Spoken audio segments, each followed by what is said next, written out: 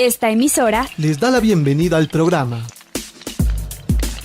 Encuentros con la Filosofía, para conversar poniendo en duda nuestras certezas, con la participación abierta de profesores de la Universidad Politécnica Salesiana, de la Universidad Central del Ecuador, de la Universidad Andina Simón Bolívar. Encuentros con la Filosofía se difunde semanalmente por las emisoras universitarias Infinito Digital, Voz Andina Internacional y Radio Faxo. Abrimos nuestros micrófonos.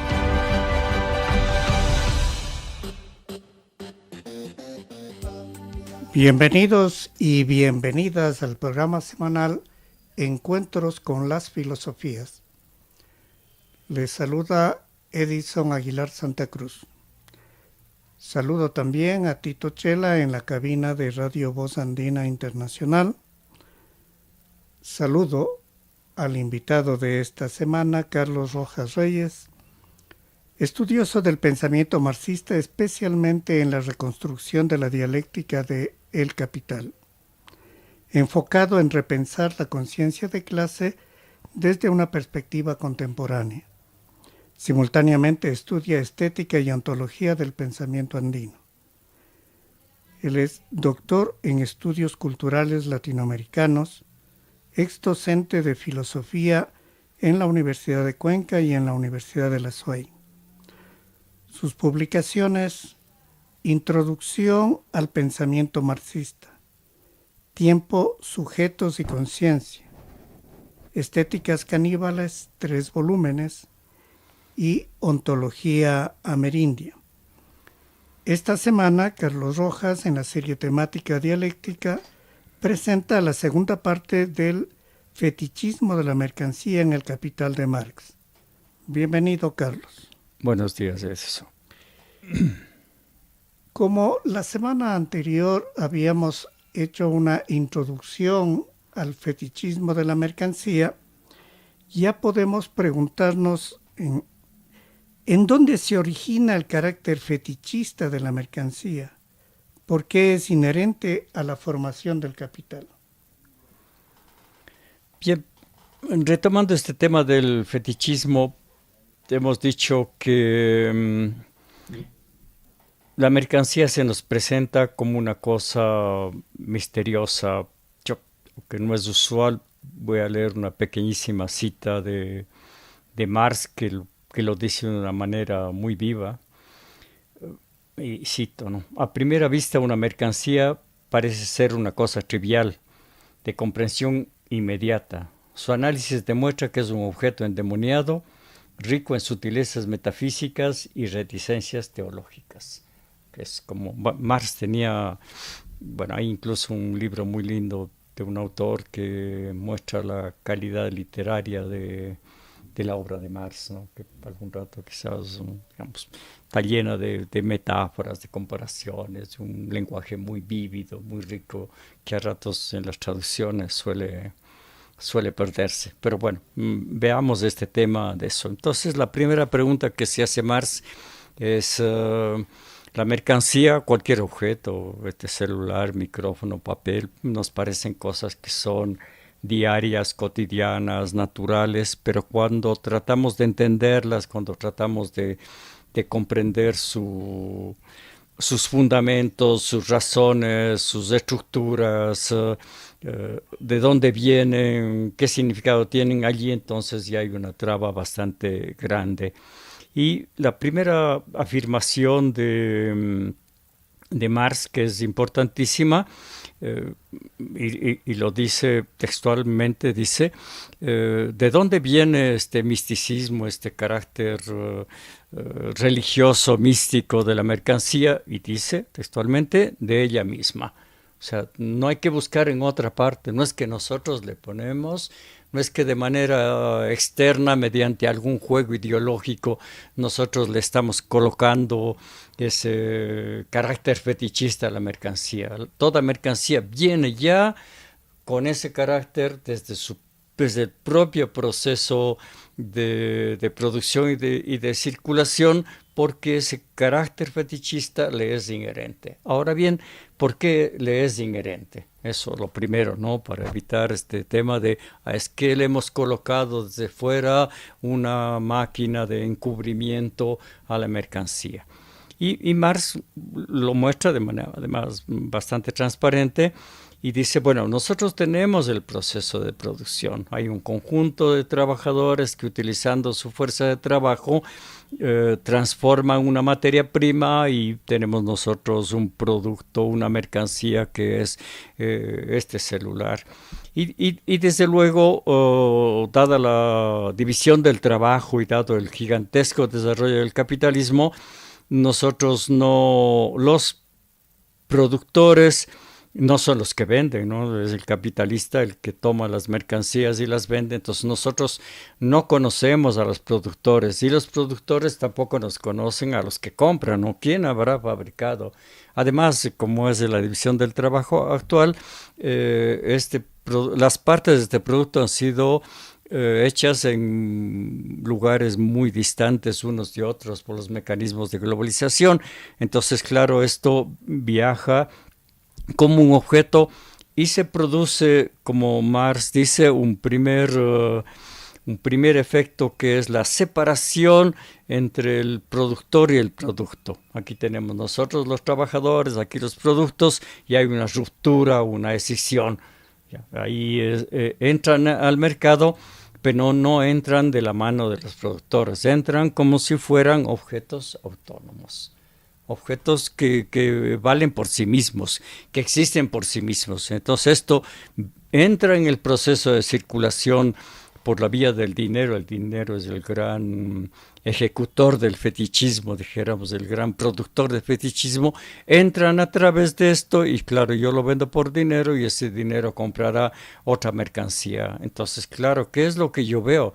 Lo que yo veo es ahí frente a mí, externamente, tanto al productor como al comprador, veo que unos objetos, en este caso llamado mercancías, se están llevando una vida propia, se están intercambiando, se están comprando, se están vendiendo y claro, adquieren, es el término de Marx, adquieren una autonomía. Yo los veo como autónomos.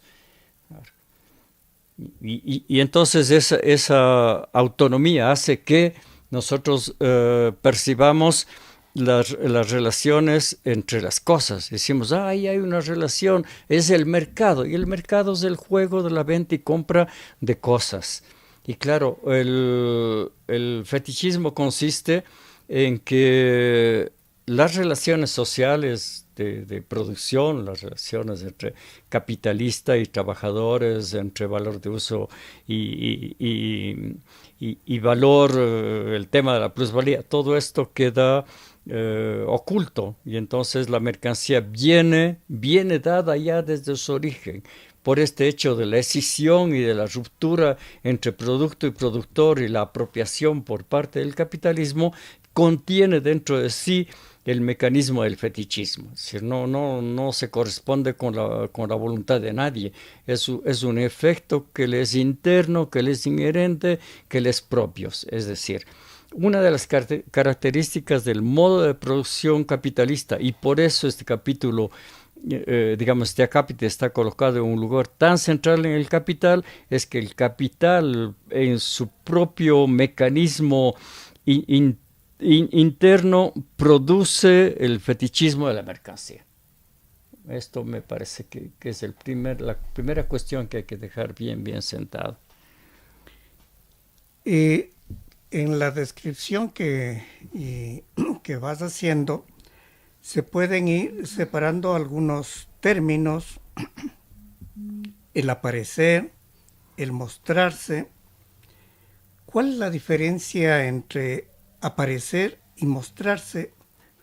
¿Cuál es la distinción entre objetividad y objetivación? Yo creo que aquí hay uno de los temas y uno de los aspectos que más confusión provocan, que más difíciles de comprender y que lleva a equívocos bastante fuerte en el tema de del fetichismo es el tema de la objetividad, ¿no? Y yo creo que en eso hay que ser muy claro. Es decir, bueno, comencemos por el tema, esta es una cosa fenomenológica. Todo fenómeno, para ser tal, digamos, lo que caracteriza al fenómeno es el hecho de que nosotros vemos cómo el fenómeno se presenta, cómo el fenómeno aparece. Pero en el momento en el que nosotros tomamos la palabra aparecer, este término tiene, más en español que en alemán, el Erschein, tiene esa ambigüedad, digamos, que está bien para el lenguaje diario, porque aparecer puede ser un mero aparecer, que en alemán es Schein, y puede ser también un mostrarse, un presentarse, que es el término que Hegel usa y Marx usa, Erschein, es decir, se muestra, se expresa, es decir, no hay ningún fenómeno que sea tal a menos que se objetive de alguna manera. Digamos, la fuerza de trabajo solo es fuerza de trabajo en la manera que se objetiva en una cosa, en un producto, en una mercancía. Si no, no hay una fuerza de trabajo que esté allí en la nebulosa. Digamos, todo lo que nosotros hacemos, si nosotros pensamos eso, se expresa en un lenguaje. No hay un pensamiento que está flotando ahí, sino siempre hay un pensamiento, incluso aunque no hable, aunque esté solo en mi cabeza, que esté en un lenguaje. Siempre pensamos en un idioma. No pensamos así en la abstracción, no hay en la cabeza algo así como pienso y ahora voy a traducirlo al español. No, piensas en español y eso significa que estás tú objetivando en un lenguaje concreto y todo lo que hacemos, todo fenómeno se objetiva. Si nosotros decimos está ascendiendo el fascismo, se objetiva. Vemos nosotros la batalla contra los migrantes, las luchas comerciales mundiales, la nueva división del planeta. Es decir, no hay cómo evitar el tema de la objetivación. Entonces yo creo que lo primero que Marx está diciendo es que todo fenómeno se objetiva. Y cuando está, y Marx antes que hablar de aparecer, prefiere el término expresarse o manifestarse, es decir, en el modo de producción capitalista, el fenómeno de la producción capitalista se expresa en unos objetos que se llaman mercancías y no puede ser de otra manera. Claro. Entonces, el problema no radica en que la fuerza de trabajo se objetive, porque siempre se tiene que objetivar. El problema radica en que, como toda fenomenología muestra, y esa es la riqueza de los enfoques fenomenológicos, cuando un fenómeno se objetiva, se producen dos movimientos. La manifestación, la presencia, lo que nosotros vemos, lo que se nos da la conciencia, lo que nosotros estamos mirando, ese objeto que es mercancía, pero al mismo tiempo, como ya hemos dicho hace un momento, ese hecho de mostrarse, ese hecho de expresarse también oculta. Es un fenómeno también de velamiento. Es decir, se presenta la mercancía como la intercambiabilidad absoluta de todas las cosas a través del dinero, porque al dinero no le importa qué es, puede comprar cualquier cosa y así podemos intercambiar lo que sea con lo que sea a través del dinero, pero se lanza hacia la realidad, la vemos nosotros, ahí está en el mercado, convivimos con él, es la cosa más natural del mundo. Compramos todo, el papel, el café, lo que sea, no nos imaginamos ni siquiera otra forma de vida y al mismo tiempo se oculta su fundamento y al mismo tiempo se oculta su esencia. Pero muchas veces en el entendimiento del fetichismo no comprendes que hay dos momentos, el hecho de la obligatoriedad de la objetividad, que no puede ser deshecha, y al final del capítulo Marx lo dice con toda claridad, el hecho no es que tú hagas desaparecer la objetividad, sino que veas a través de la objetividad el fundamento y la esencia de ese hecho objetivo. Pero la objetividad de la mercancía no va a desaparecer, pues. Y a veces de las interpretaciones de Marx llevamos demasiado lejos y entonces hacemos desaparecer la objetividad. Entonces damos la batalla contra el objeto, contra la mercancía. O sea, nuestra vida no puede ser objetual. Entonces, lo que Marx está diciendo, yo creo que es bastante fuerte eso. No es que las relaciones entre tú y yo no puedan estar mediadas por objetos. Siempre están mediadas por objetos. Este no es el problema. El problema es que no vemos el fundamento detrás de la mediación objetual. Pero tú no puedes hacer desaparecer la objetividad. Y claro, este sí es un punto a remarcar, a insistir en el tema de la objetividad. Marx en esto ni siquiera es una interpretación, es explícito, lo dice explícitamente. Tampoco se podría calificar moralmente como malo, porque a veces se dice se ha mercantilizado todo, y entonces eso se presenta como algo malo, como algo, una calificación moral. Digamos, el tema sería de decir, en una nueva sociedad van a haber mercancías. Claro que van a haber mercancías. El problema es ahí que en una nueva sociedad nosotros vamos a comprender y vamos a ver cuál es el fundamento de esa relación objetual que estamos teniendo. Esa es la diferencia. La diferencia no es que no haya dinero, mercancía, producto. O sea, una sociedad no podría existir sin eso, pues sería absurdo, no puedes. En esa misma línea, la pregunta es, ¿cómo se da el paso de la conciencia natural a la conciencia científica? ¿Y en qué medida, aunque ya has adelantado algo, esa conciencia científica no disuelve la objetividad? Bien, yo creo que Marx aquí, y es lo que, siguiendo a Bachelard, denomino como el espíritu científico de Marx. Marx dice, bien, y ahí entonces regresa a la fenomenología del espíritu y dice, bueno, nosotros tenemos una conciencia que es una conciencia alienada, si quieres, o fetichista, en realidad, que es el término que está utilizando aquí Marx, esta conciencia que es una conciencia la que se nos presenta como en toda fenomenología, ¿no? Entonces, la fenomenología comienza siempre con una conciencia inmediata. O sea, toda conciencia tiene un conjunto de datos inmediatos en los cuales no podría vivir. Nosotros tenemos una conciencia que está detrás de las ideas de las cuales nosotros, como este rato estamos hablando de Marx, pero detrás de saber que estamos hablando de Marx, nosotros estamos conscientes de Tito, del entorno, estamos en la andina, este es el espacio, este es el tiempo. Como ves, hay montones de datos inmediatos de la conciencia que están en un segundo plano, pero que están ahí, es nuestra conciencia inmediata. Siempre hay, digamos, la fenomenología es primero el estudio de los datos inmediatos de la conciencia.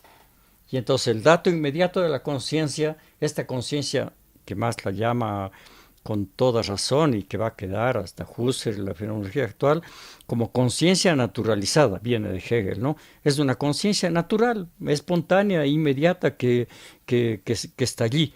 Y claro, allí el espíritu científico de Marx, y siguiendo la fenomenología, le dice, bueno, pero entonces, ¿cómo nosotros salimos de esta conciencia naturalizada? ¿Cómo nosotros damos el siguiente paso? Y entonces el siguiente paso se da a través de una conciencia científica. Y esta conciencia científica lo que hace es preguntarse, detrás de la objetividad, ¿qué es lo que la expresión objetual de las relaciones sociales está ocultando?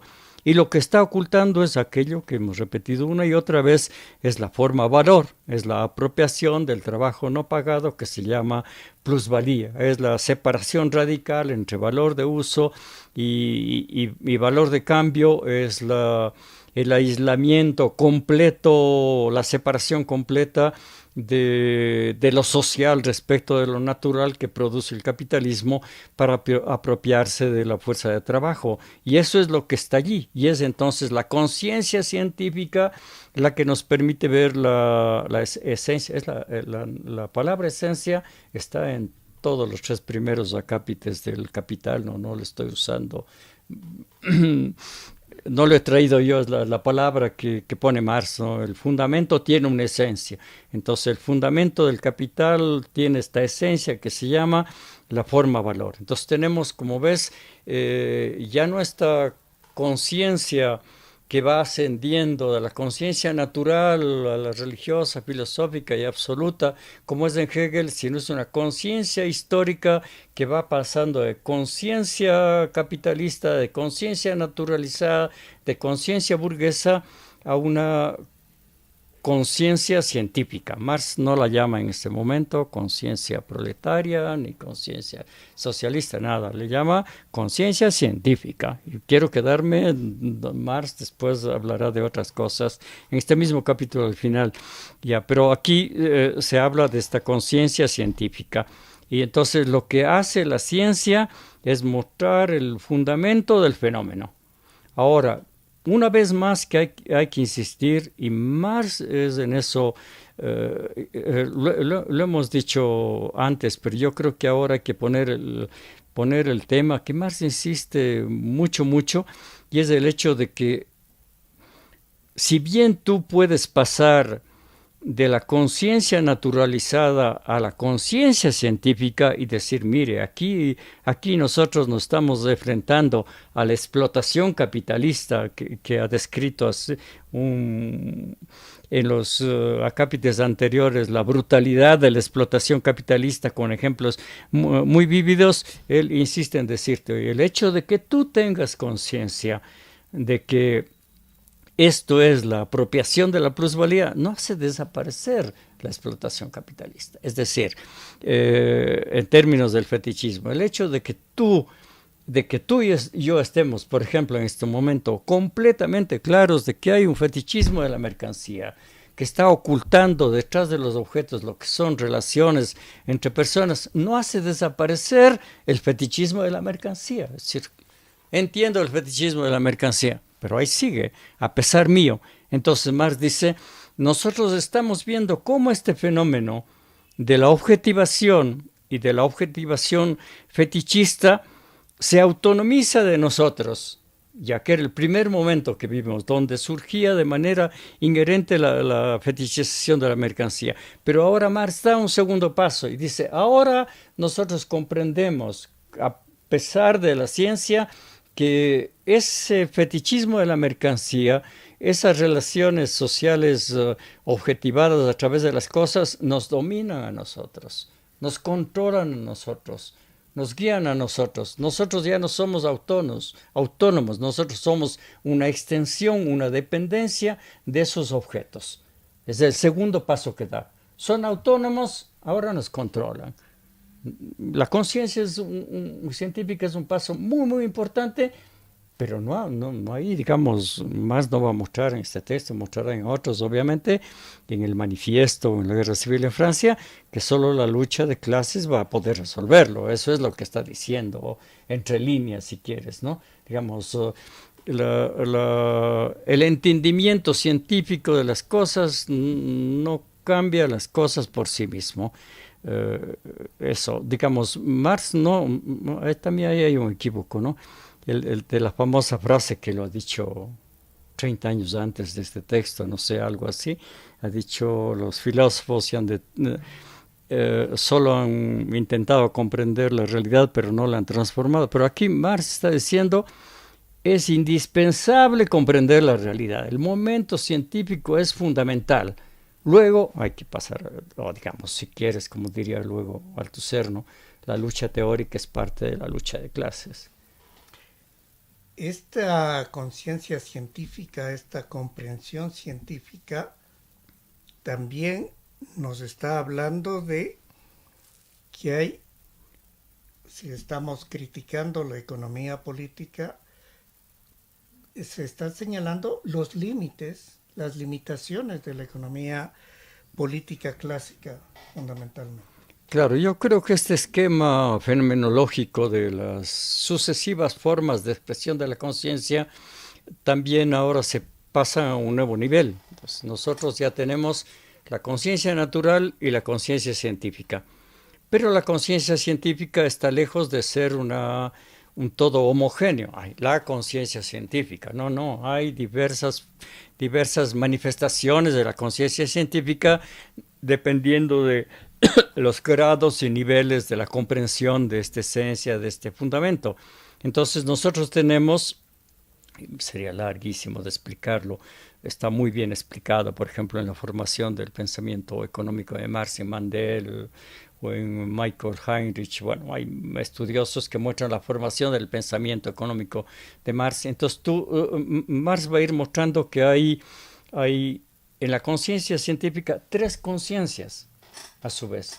La economía vulgar, aquellos economistas que solo hacen, dijéramos, ideología procapitalista y que realmente no están interesados en comprender. La economía clásica, que es científica, ya es una ciencia por sí misma y que describe muy bien las realidades económicas, que encuentra muchas causalidades cuyos análisis en gran parte son válidos, pero que tiene finalmente un límite. Y el límite se llama la forma valor.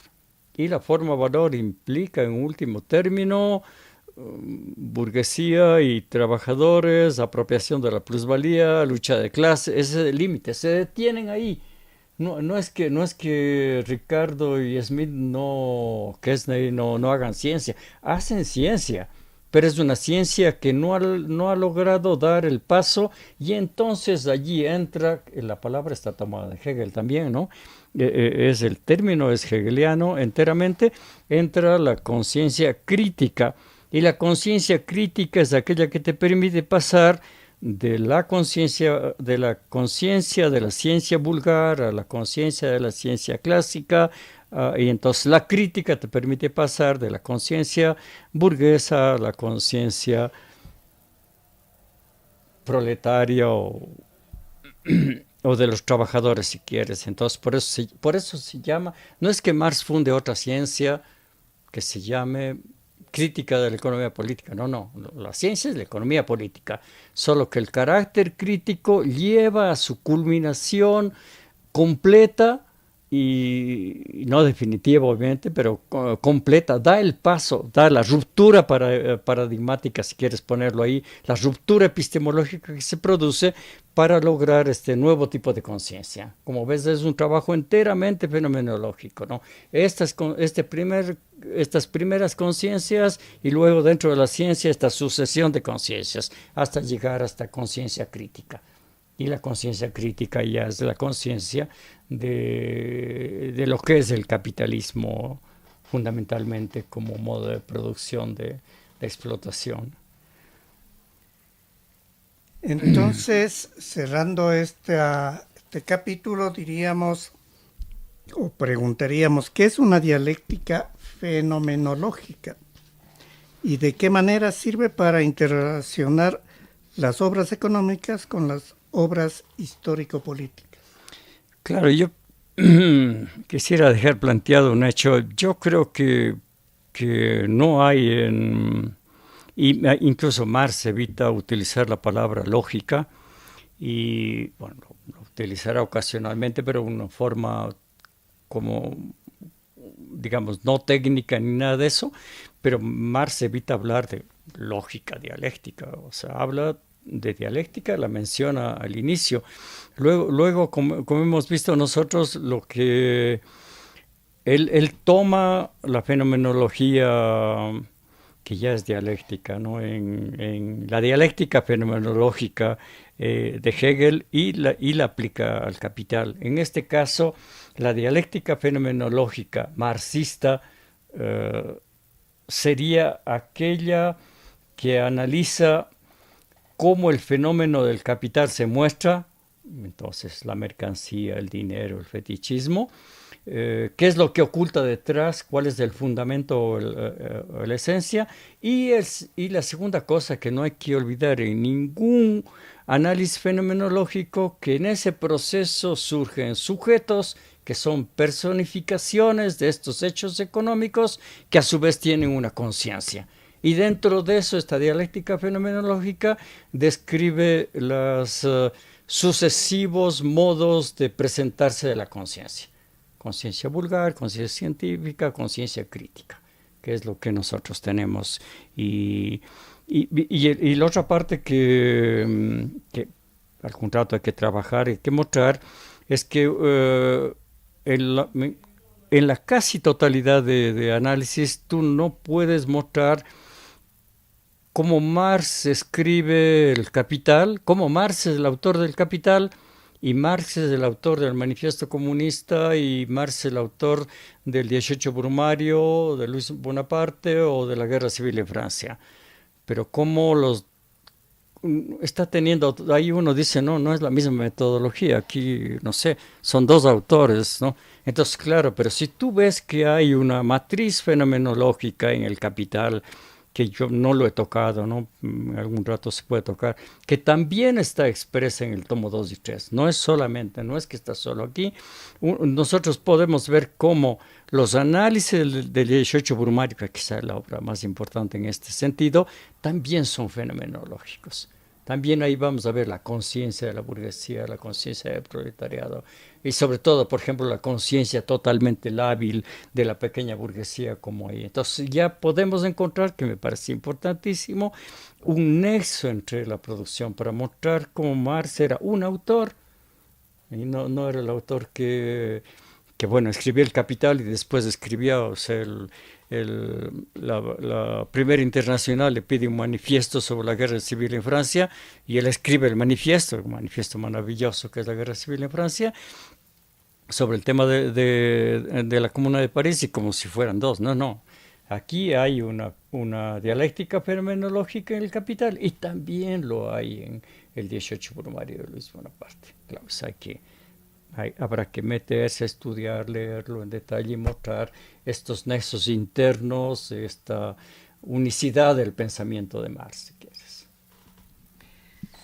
Concluimos este encuentro semanal con las filosofías con nuestro agradecimiento a Tito Chela en la cabina de Radio Voz Andina Internacional, nuestro agradecimiento a Carlos Rojas Reyes y en especial a ustedes, Radio Escuchas.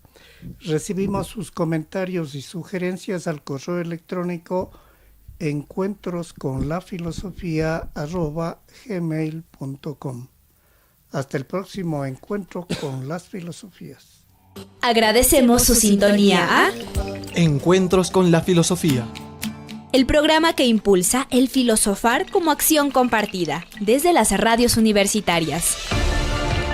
Les invitamos a compartir las próximas emisiones de Encuentros con la filosofía por esta emisora.